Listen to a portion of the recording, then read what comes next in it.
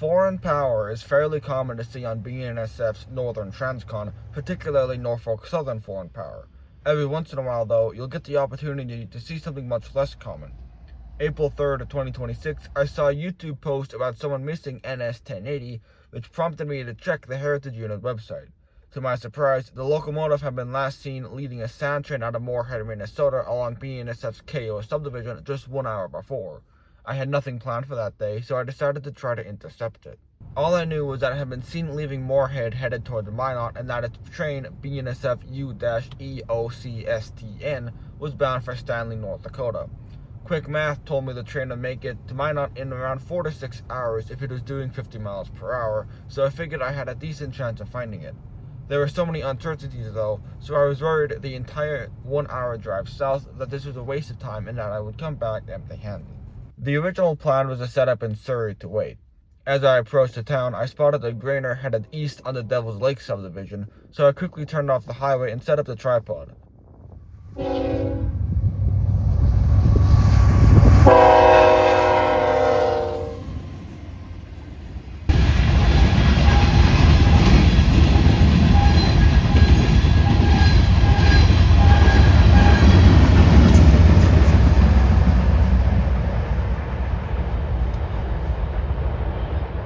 After driving the rest of the way to Surrey, I decided it was too public a place to loiter for what very well could be many hours.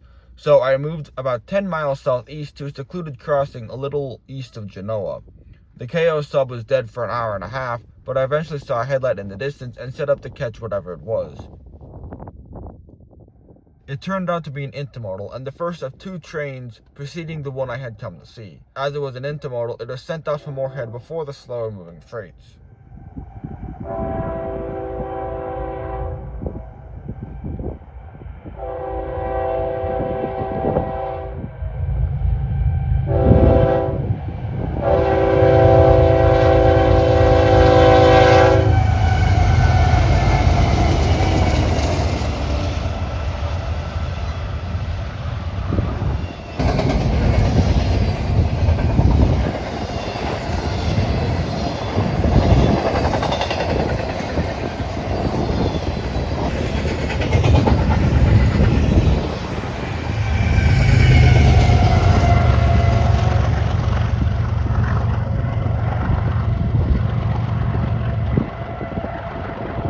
Another hour passed before I spotted the next train, which was some sort of hopper train, possibly fertilizer, since the fertilizer trains I've seen on the branch line use very similar cars.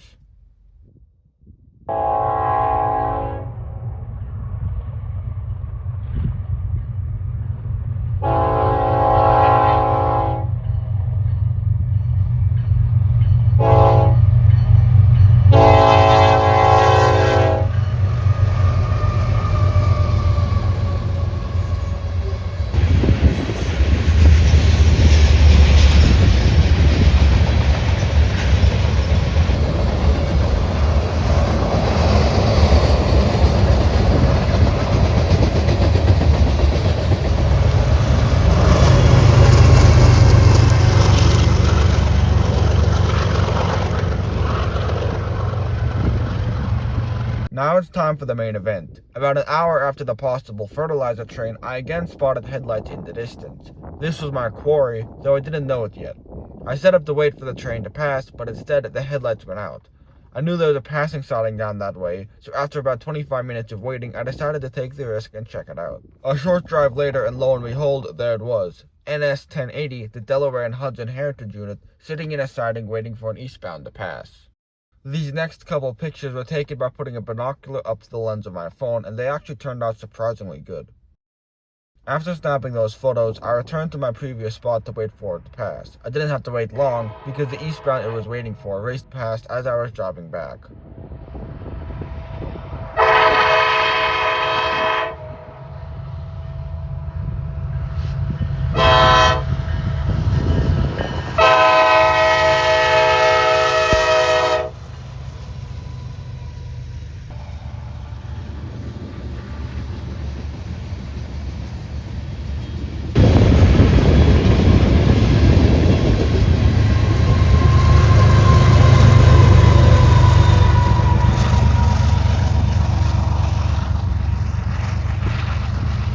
made it to Surrey just in time to catch the head end passing through.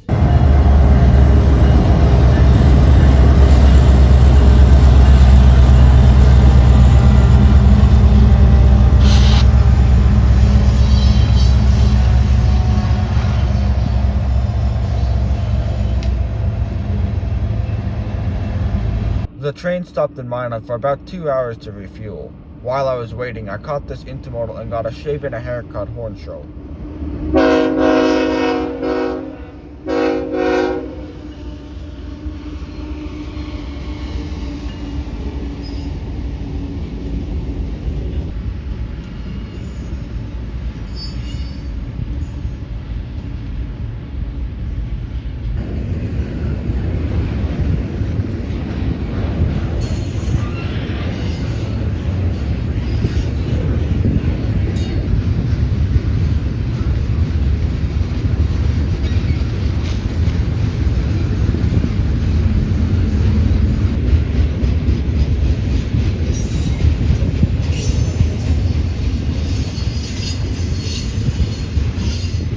Around 6 o'clock, I saw the fuel truck pull away from the train, and the train itself got moving about 20 minutes later.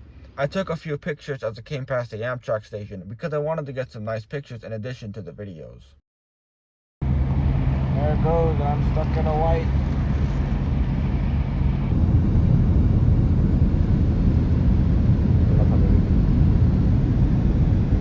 I wanted to catch it at a spot I call the Outlook, but they were pushing track speed and I didn't have time to get there due to some extremely inconveniently long red lights, so instead I caught it at the Ralston crossing as I climbed out of the valley.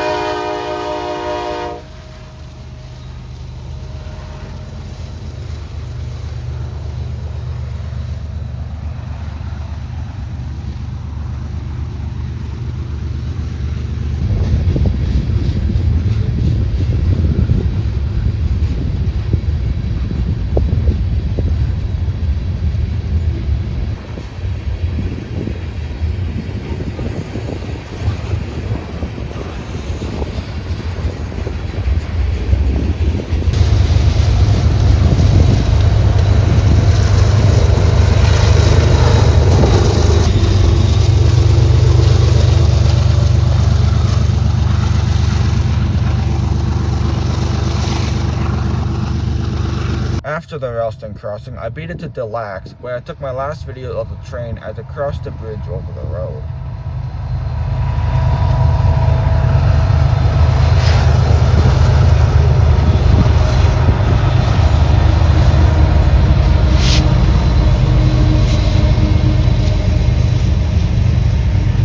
What happened next couldn't have been more perfect if I'd planned it.